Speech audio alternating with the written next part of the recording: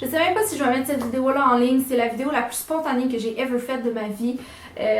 J'avais vraiment pas prévu faire ça aujourd'hui, mais je vais vraiment vous en parler. Il y a vraiment beaucoup de choses qui me tracassent dans ma vie ces temps-ci, puis j'ai vraiment envie de vous en parler. J'ai toujours été vraiment open avec vous. Par contre, il y a quand même des choses que je gardais pour moi. Mais c'est terminé aujourd'hui. Je vais vraiment vous dire des choses que je vous ai honnêtement jamais dit.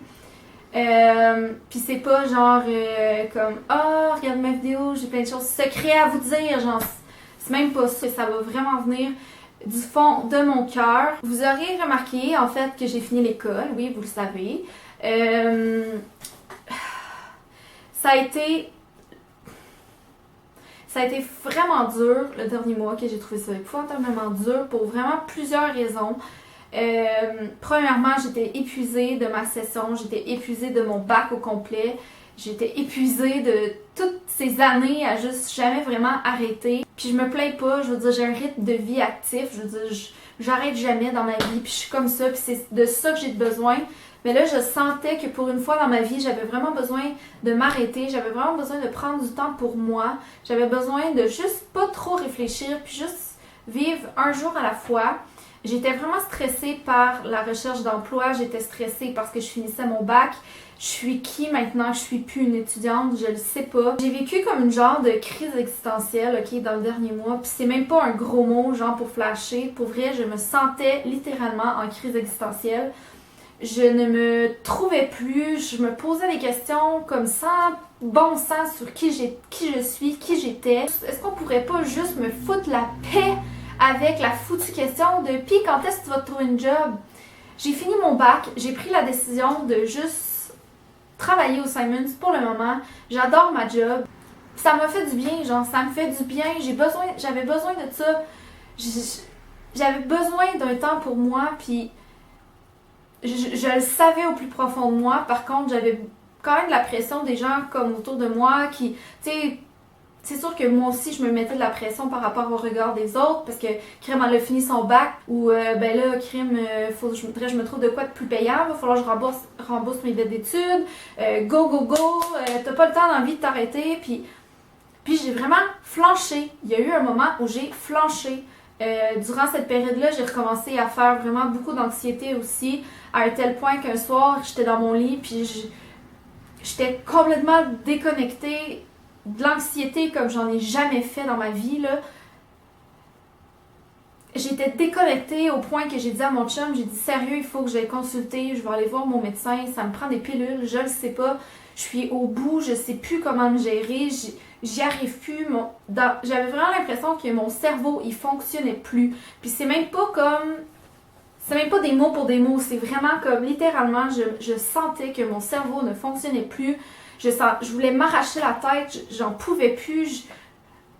Je vous parle de ça, puis crime, je vous ai jamais dit tout ça sur YouTube, genre. Je sais même pas comment l'exprimer, je me sentais pas bien. Il y a des journées que j'étais même pas capable de sortir de chez nous. Je stressais pour mon futur, je stressais pour plein de choses, je stressais pour les gens autour de moi. J'étais plus capable de me faire demander quand est-ce que tu vas te trouver une job, puis comment ça va tes recherches d'emploi. Comme foutez-moi la paix, ok, là, genre. Puis je dis pas ça méchamment parce que je sais que les gens autour de moi, ils pensaient avec beaucoup d'amour, mais j'étais plus capable de cette question-là. Puis je le savais au fond de moi qu'en prenant un break comme ça, j'allais vouloir par moi-même. Si on me forçait à aller me chercher une job, si on me forçait à faire mes démarches, j'allais vraiment y aller à reculons. J'allais vraiment pas être bien. Puis j'ai déjà pas été bien dans un emploi, puis ça m'a tuée. Puis je me suis dit plus jamais. Maintenant, je veux embarquer dans ma job avec l'envie d'y aller.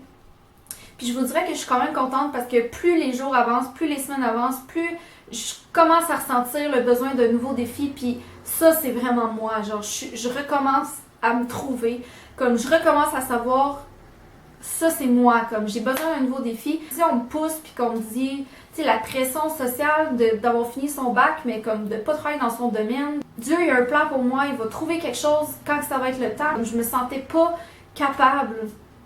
Je commence peu à peu à me sentir plus reposée, je vous avoue. Puis c'est pas vraiment des trucs que je vous ai vraiment parlé parce que je voyais pas nécessaire de le faire. Par contre, j'ai pensé que je pouvais vous en parler parce que j'ai toujours été honnête avec vous, puis que c'était quand même une grosse période de ma vie, donc j'avais vraiment envie d'être très très franche. Aussi peut-être parce que je me sentais coupable de mettre autant de temps sur YouTube. Je voulais pas que les gens pensent que j'ai fini justement l'université, puis que dans le fond je suis chez nous à rien foutre, puis que je m'occupe de YouTube, puis que je pense que ça va marcher mon affaire, puis que je travaille fort pour que ça marche, oui, mais en même temps, si vous saviez les journées que je passe à travailler sur YouTube, puis que mon chum il rentre à la maison, puis que je suis de bonne humeur, je suis comme waouh, j'ai vraiment aimé ce que j'ai fait aujourd'hui, j'ai fait ci, j'ai fait ça. Puis par rapport à YouTube aussi, j'ai vraiment une grosse réflexion dans les dernières semaines. Comme, tu sais, ça m'arrive une fois de temps en temps, puis je pense que ça arrive à tous les YouTubeurs de se remettre en question. Parce que YouTube, c'est beaucoup de temps, c'est beaucoup d'investissement pour souvent, ou dans certains cas, que ça marche pas tant que ça. Ça l'a fait 3 ans que je suis sur YouTube et j'ai vraiment comme pogné un crash mental, comme ça fait 3 ans que j'ai juste 3000 abonnés. Puis, tu sais, j'ai toujours trouvé ça dur de voir certaines personnes que j'aime beaucoup, que j'admire beaucoup, mais tu sais, commencer YouTube puis floum, tu sais, monter comme en flèche, puis que ça roule leurs affaires, puis moi j'ai l'impression que ça roule à pas de tortue. Puis c'était vraiment impressionnant parce que il y a une journée que j'en ai parlé à mes amis puis que j'étais comme sérieux les filles, je sais pas si ça me tente encore d'investir ce temps-là, d'investir cette énergie-là pour ça. Puis on dirait que dans la semaine qui a suivi, tout s'est mis à débouler, comme tu sais, j'ai eu des beaux contacts, j'ai eu des belles opportunités. Ça me fait du bien. Puis tu sais, mes abonnés, ils ont toujours été là. J'ai toujours des abonnés fidèles. C'est ça le plus important au fond. Puis je sais qu'on se dit tout le temps ça, puis je me suis toujours répété, c'est pas grave, j'ai des abonnés fidèles, c'est pas le nombre qui compte, mais c'est dur parce que quand t'es dans YouTube, t'es toujours en compétition avec les autres, t'es toujours en compétition pour avoir le plus de vues, t'es toujours en compétition, oui, avec toi-même parce que tu veux toujours t'améliorer, mais oui, je réfléchis toujours à comme, ah ben là, telle personne a fait ça, ça a marché, qu'est-ce que moi je pourrais faire pour pas égaler cette personne-là, pas la copier, c'est pas ça pantoute, mais comme, c'est quoi la clé du succès vraiment sur YouTube? Je le sais honnêtement pas s'il y en a. Je le sais honnêtement pas. Je le sais pas où ça va s'en aller mon affaire. Sauf que je suis encouragée parce que ça a donné. On dirait que le début de l'année 2017, ça a comme été. Tu sais, ça a commencé rough dans le sens que j'étais comme. Je le sais pas, je sais plus qui je suis, je sais plus ce que je veux faire de ma vie, je sais plus qu'est-ce que j'aime au quotidien. Et je pense honnêtement que j'étais juste dans un slump de ma vie au complet, genre. Puis là, on dirait que ces temps-ci, comme aujourd'hui, j'ai travaillé toute la journée sur mes vidéos, puis je suis contente, genre, je suis tellement comme contente, ça m'a fait du bien. Puis en même temps, il y a comme un côté de moi qui se sent coupable de ça, comme je vous disais, je me sens coupable de passer du temps à m'occuper de mes choses, alors que, tu sais, c'est pas ma carrière. Tu sais, oui, je suis une femme carriériste, mais là, comme je vous ai dit, comme wow, la carrière, j'ai besoin d'un break pour moi. Puis je le prends un peu à travers YouTube. Puis je trouve ça correct. Mais en même temps, j'ai toujours peur de me faire juger. On dirait que je me sens coupable, comme si je devais m'expliquer de pourquoi je fais encore des vidéos sur YouTube de beauté. Comme. On dirait que c'est surtout ça, comme. On dirait qu'il y a eu comme un moment où tout le monde voulait faire des vidéos beauté. Puis il y en avait tellement que là, comme on savait plus trop qui regarder, puis là, à un moment donné, il y en a gros qui ont fait « Ah ben moi, je vais me diriger vers autre chose, je vais être plus lifestyle, je vais parler de plus d'autres choses parce qu'il y a, il y a trop de beauté sur YouTube. » Mais j'ai réalisé que dans le fond, moi, c'est ça que j'aime le plus faire. Je trippe tellement genre sur le maquillage, je trippe tellement sur la mode. La mode, guys, je me découvre tellement une passion pour la mode depuis genre les dernières semaines particulièrement, depuis les derniers mois.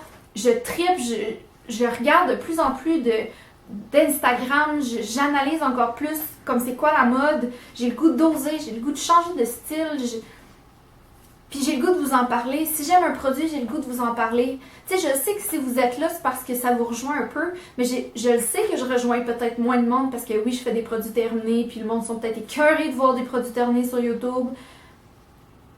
Mais pourquoi je sens le besoin de m'excuser de faire des vidéos de beauté, comme pas que personne m'a fait de commentaires, comme vraiment pas, puis tu sais, je veux dire, j'ai rien contre ce que le monde y font, genre vraiment pas. Des fois, je me sens tellement gossante sur mes réseaux sociaux, j'ai l'impression d'abuser d'Instagram, d'abuser de Snapchat, je me sens coupable des fois d'avoir du fun avec mes réseaux sociaux, puis encore une fois, pas parce que personne me l'a fait remarquer, mais je me sentais comme... Tu sais, j'ai confiance en moi, je suis une personne dynamique, je sais qu'est-ce que je suis capable de faire, mais en même temps, il y avait comme une partie de moi qui avait moins confiance de sauter dans la masse de youtubeurs. Puis tu sais, pourtant, ça fait 3 ans que je suis sur YouTube. Ça fait pas du tout 3 ans que j'ai l'impression d'avoir ma place sur YouTube. Même encore, des fois, je me demande est où ma place sur YouTube. Mais est-ce que j'ai vraiment besoin d'avoir une place? Pourquoi est-ce que ça serait pas juste pour le fun, tu sais? Il y a quelques mois, j'ai fait une entrevue à la radio, puis justement, le gars, il m'a demandé ça, il dit « Est-ce que c'est payant? » Puis j'ai dit « Non, tu fais ça parce que tu as du plaisir à le faire. Parce que non, les efforts et le temps que tu y mets, c'est pas récompensé à sa juste mesure. Mais Colin, je trippe, j'aime tellement ça faire YouTube. Puis c'est ce que je me suis rendu compte. Oui, il y a eu des moments où ça me tente pas, des journées où je me sens puis moi, quand je vis quelque chose, on dirait que je le vis tout le temps comme plus intense. Comme quand je suis vraiment de bonne humeur une journée, je vais être vraiment de bonne humeur. Mais une journée où je suis comme aujourd'hui je me sens pas bien, quand je vais vraiment pas me sentir bien. C'est vraiment intense tout ce que je vous dis là. J'avais vraiment l'impression comme de pitcher tout ce que j'avais à dire, mais comme j'en pouvais vraiment plus, je pense, de le garder. De le garder comme en dedans de moi. Je me sens quasiment coupable d'être là des fois. Je me sens comme envahissante. Je me sens comme... En même temps, je me dis, hey, le monde qui veut le suivre, c'est parce qu'ils veulent te suivre. S'ils veulent pas te suivre, ils ont juste à pas te suivre. J'ai tellement d'idées, j'ai tellement de projets, j'ai tellement le goût d'avancer, guys. Puis tu sais, par rapport à, mettons, ma carrière, je me mets vraiment beaucoup de pression. Oui, comme par rapport à l'argent. Oui, par rapport à... Je suis une femme carriériste. Oui, je le sais, j'ai toujours voulu avoir une carrière. Ça a toujours été super important pour moi.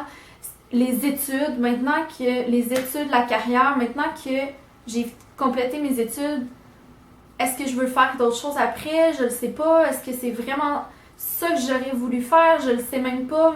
Tu sais, je me posais juste tellement, mais tellement de questions, puis j'en pouvais plus me poser des questions. Fait que j'ai juste comme fait d'un commun accord avec Tom, j'ai juste dit, garde, pour le moment, là, je travaille au Simons, je fais des vidéos sur YouTube.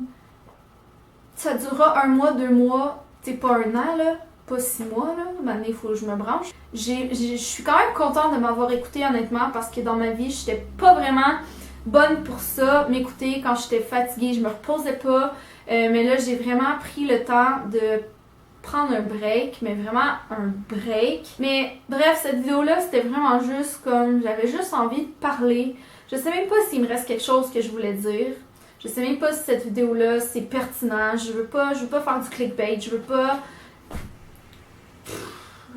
Je veux juste être full honnête avec vous, puis c'est ce que j'ai fait. Je pense que j'ai été vraiment honnête sur comment je me sens, comment je me sentais.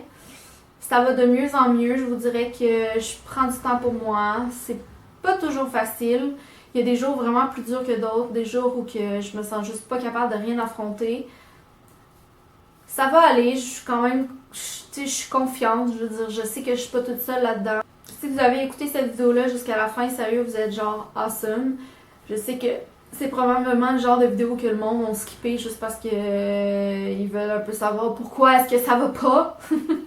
Puis tant mieux pour eux autres s'ils ont fait ça puis qu'ils étaient contents. Mais j'avais vraiment besoin d'en parler, j'avais vraiment envie de vous en parler.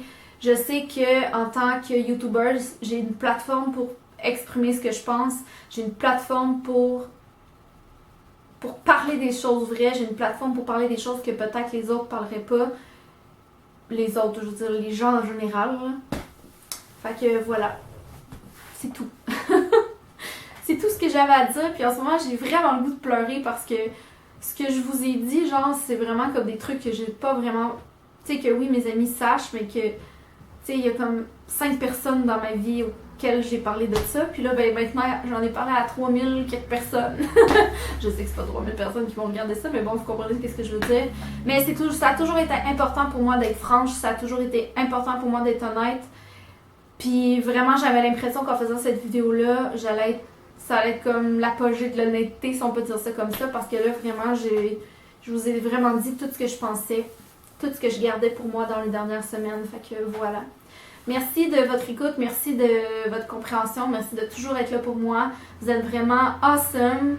Fait que voilà. Je vais vous laisser là-dessus parce que là, pour vrai, ça fait trop longtemps que je suis assise ici puis vous êtes sûrement plus capable de m'entendre. Fait que je vous embrasse vraiment fort puis tout ce que j'ai à vous dire, c'est merci puis je vous aime. Le but, je pense, c'est vraiment juste de venir activer manuellement la circulation. C'est vraiment la façon, je crois, la plus utile de le faire. C'est vraiment en aspirant l'air. Donc, imaginez-vous, là, moi, des fois, on dirait que j'ai de la misère, là, comme je le fais, puis je suis comme arc. Dans le fond, mes boules de graisse sont en train de bouger.